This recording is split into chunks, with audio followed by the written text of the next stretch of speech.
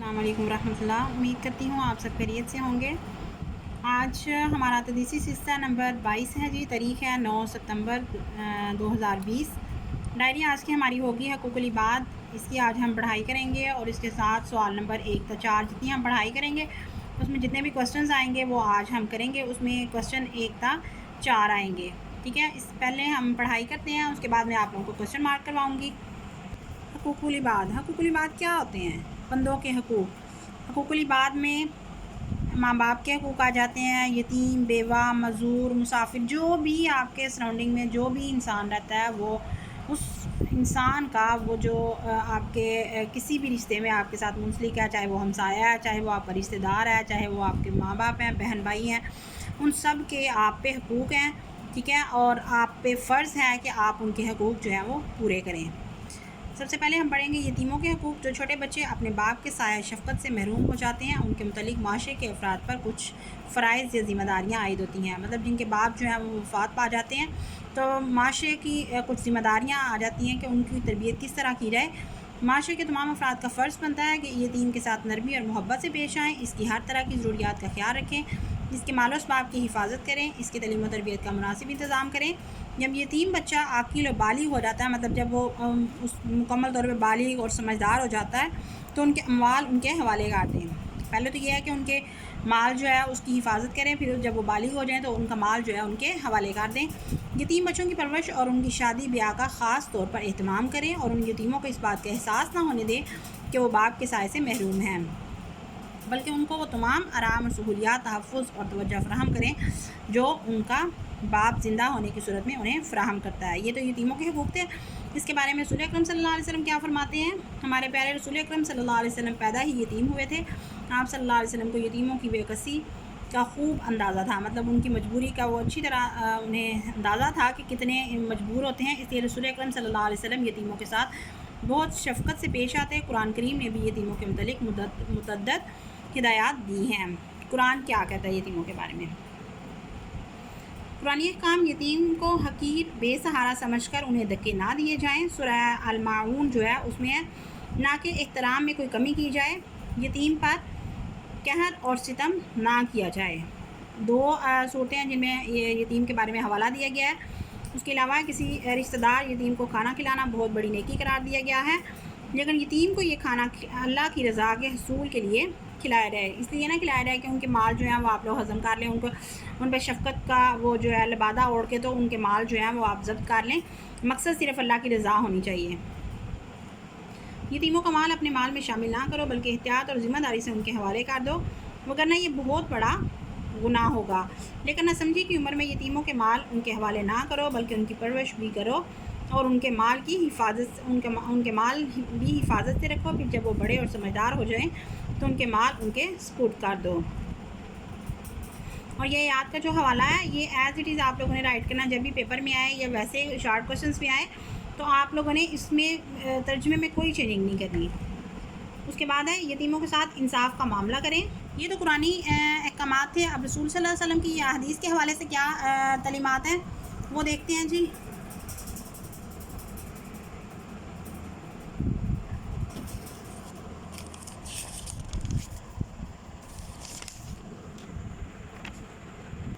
रसूल अकरम सल्लल्लाहु अलैहि वसल्लम की तालीमात में और किसी यतीम की कफ़ालत करने वाला जन्नत में दो साथ साथ वाली उंगलियों के तरह करीब होंगे।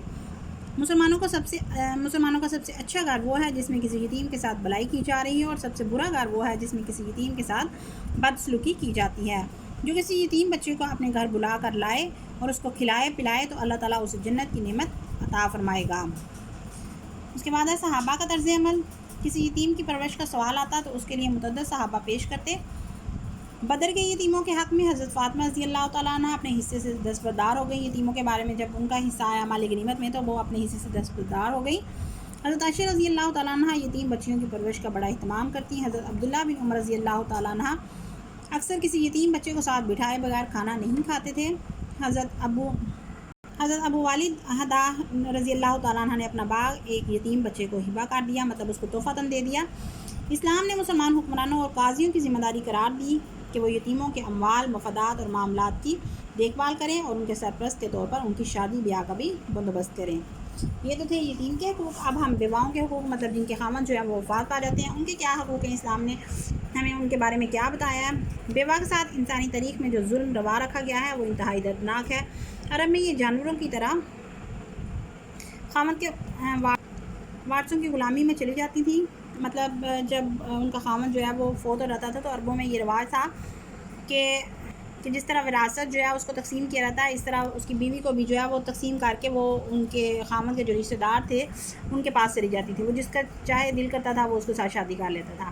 یہودیوں میں یہ مرحوم شوہر کی بائی کی ملکیت قرار پاتی تھی. ہندو مذہب نے تو اس سے زندہ رہنے کا بھی حق چھیننے کی کوشش کی. یا تو وہ شوہر کی چتا کے ساتھ جل مرے اور ستی ہو جائے، ورنہ ساری عمر لعنت اور نحوست کی علامت بن کر سوگ میں گزار دے. اسلام میں بیواؤں کے حقوق متعین کیے. ان میں سے چند ایک درج ذیل ہیں. خاوند کی وراثت میں اسے باقاعدہ ایک مقررہ حصے کا حق قرار دے دیا، اور اگر مہر ابھی تک ادا نہ ہو تو خاوند کے مال میں اس کی علیحدہ ادائیگی لازمی قرار دی گئی. خاوند کی وفات کا دائمی سوگ ختم کر کے 4 ماہ 10 دن کی مدت مقرر کی. مطلب یہ اس کی عدت کے دن ہوتے ہیں. اس کے بعد پھر وہ آزاد ہوتی ہے، چاہے وہ شادی کر لے، چاہے وہ اپنے خاوند کی اسی زوجیت میں رہے. بیوہ کو اپنی دوسری شادی کی پوری آزادی دی گئی اور کسی کو اس پر اپنی مرضی مسلط کرنے کی اجازت نہیں دی گئی. بیوہ اور مسکین کے لیے دوڑ دھوپ کرنے والے کو مجاہد فی سبیل اللہ، دن بھر روزہ رکھنے اور رات بھر عبادت کرنے والے کے برابر قرار دیا گیا ہے. کہ جو بیوہ اور مسکین کی مدد کرے گا ان کے بارے میں یہ ہے کہ مجاہد فی سبیل اللہ کے طور پہ یہ اتنا اس کو درجہ دیا جائے گا جتنا ایک مجاہد فی سبیل اللہ کو دیا گیا ہے. یہ تو تھے یتیم اور بیواؤں کے حقوق. باقی ہم ریڈنگ کل پڑھیں گے. آج اس کے ساتھ ہم کوسچنز کرتے ہیں. فرسٹ کوسچن ہے جی حقوق العباد کا. یتیموں کے بارے میں قرآنی احکام بیان کریں. قرآنی احکام کیا ہے؟ یتیم کو حقیر بے سہارا سمجھ کر انہیں دھکے نہ دیے جائیں، نہ ان کے احترام میں کوئی کمی کی جائے، یتیم پر قہر اور ستم نہ کیا جائے. سیکنڈ ہے کسی رشتہ دار یتیم کو کھانا کھلانا بہت بڑی نیکی قرار دیا گیا ہے، لیکن یتیم کو یہ کھانا اللہ کی رضا کے حصول کے لیے کھلایا جائے. یتیموں کا مال اپنے مال میں شامل نہ کرو بلکہ احتیاط اور ذمہ داری سے ان کے حوالے کر دو، وگرنہ یہ بہت بڑا گناہ ہوگا. لیکن ناسمجھی کی عمر میں یتیموں کے مال ان کے حوالے نہ کرو بلکہ ان کی پرورش بھی کرو اور ان کے مال کی بھی ان کے مال کو حفاظت سے رکھو. پھر جب وہ بڑے اور سمجھدار ہو جائیں تو ان کے مال ان کے سپورٹ کر دو. نیکسٹ پوائنٹ ہے جی یتیموں کے ساتھ انصاف کا معاملہ کرو. یہ ہمارا فرسٹ کوسچن ہے. سیکنڈ کوسچن ہے جی رسول اکرم صلی اللہ علیہ وسلم کی یتیموں کے بارے میں کیا تعلیمات ہیں؟ رسول اکرم صلی اللہ علیہ وسلم کی تعلیمات یہ ہیں کہ میں اور کسی یتیم کی کفالت کرنے والا جنت میں 2 ساتھ والی انگلیوں کی طرح قریب ہوں گے. مسلمانوں کا سب سے اچھا گھر وہ ہے جس میں کسی یتیم کے ساتھ بھلائی کی جا رہی ہو، اور سب سے برا گھر وہ ہے جس میں کسی یتیم کے ساتھ بدسلوکی کی جاتی ہو. جو کسی یتیم بچے کو اپنے گھر بلا کر لائے اور اس کو کھلائے پلائے تو اللہ تعالیٰ اسے جنت کی نعمت عطا کرے گا. یہ تو رسول اکرم صلی اللہ علیہ وسلم کی تعلیمات ہی یتیم کے بارے میں کیا احکامات دیے گئے ہیں. اس کے بعد تھرڈ کوسچن ہے ہمارا یتیموں کے بارے میں صحابہ رضی اللہ تعالیٰ عنہ کے طرز عمل کی مثالیں دیں. کسی یتیم کی پرورش کا سوال آتا ہے تو اس کے لیے متعدد صحابہ پیشکش کرتے ہیں. بدر کے یتیموں کے حق میں حضرت فاطمہ رضی اللہ تعالیٰ عنہ اپنے حصے سے دستبردار ہو گئیں. حضرت عائشہ رضی اللہ تعالیٰ عنہ یتیم بچوں کی پرورش کا بڑا اہتمام کرتی. حضرت عبداللہ بن عمر رضی اللہ تعالیٰ عنہ اکثر کسی یتیم بچے کو ساتھ بٹھائے بغیر کھانا نہیں کھاتے تھے. حضرت ابو والد حداہ رضی اللہ تعالیٰ عنہ نے اپنا باغ ایک یتیم بچے کو ہبہ کر دیا. اس کے بعد فورتھ کوسچن ہے جی اسلام سے پہلے بیواؤں کے ساتھ کیا سلوک روا رکھا جاتا تھا؟ اسلام سے پہلے بیواؤں کے ساتھ جو سلوک کیا جاتا تھا، بیوہ کے ساتھ انسانی تاریخ میں جو ظلم روا رکھا گیا وہ انتہائی دردناک ہے. عرب میں یہ جانوروں کی طرح خاوند کے وارثوں کی غلامی کرتی تھیں. یہودیوں میں یہ مرحوم شوہر کے بائی کی ملکیت قرار پاتی تھی. ہندو مذہب نے اس سے زندہ رہنے کا حق بھی چھین ہی لیا. یا تو وہ شوہر کی چتا کے ساتھ جل کر ستی ہو جاتی یا پھر ساری زندگی لعنت اور نحوست کی علامت بن جائے.